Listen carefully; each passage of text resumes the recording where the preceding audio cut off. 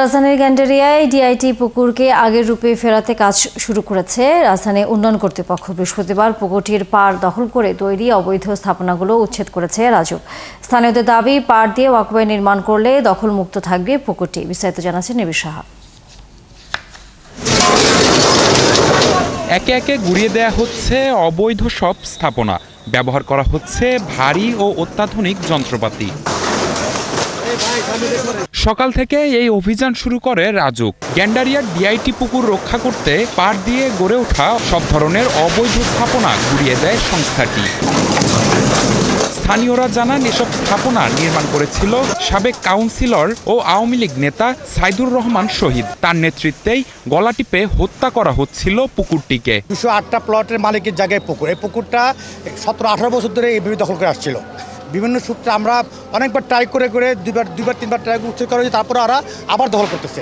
সাবেক কমিশনারের মেয়ে, তারও একটা কার্যালয় এখানে ছিল, তারাই মূলত এটাকে ভরাট করে এই পুকুরটাকে আর পুকুর থাকতে দেয়নি। তারা বলেন, পাড় দিয়ে ওয়াকওয়ে নির্মাণ করতে পারলে পুকুরটি দখলমুক্ত থাকবে।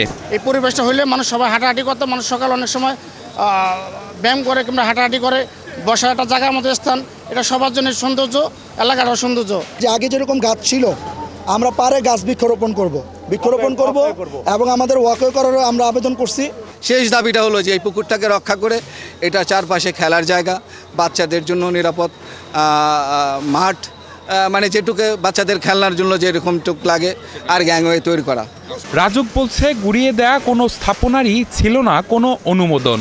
পুকুরকে ঘিরে চারদিকে যে স্থাপনাগুলো আছে, সেই স্থাপনাগুলো আসলে রাজুক অনুমোদিত নয়, অর্থাৎ রাজুক থেকে কোনো অনুমোদন না নিয়ে এই স্থাপনাগুলো করা হয়েছে। আইনি কিছু জটিলতা রয়েছে, জমির মালিকানা নিয়ে একটু আইনি জটিলতা রয়েছে, কোর্টের একটি আদেশও আছে। তো সেই প্রেক্ষিতে এই বিষয়গুলো নিষ্পত্তি হলে সেই ক্ষেত্রে রাজুক হয়তো এখানে ওয়াকওয়ে নির্মাণের কাজগুলো করতে পারবে। এখানে গড়ে ওঠা রেস্টুরেন্ট, একটি মাজার, কিছু ব্যবসায়িক স্থাপনা ও পুলিশের একটি বিট অফিস ভেঙে গুড়িয়ে দেয় রাজুক। ম্যাজিস্ট্রেট ধরবেন। নিবিড় সাহা, ৭১, ঢাকা।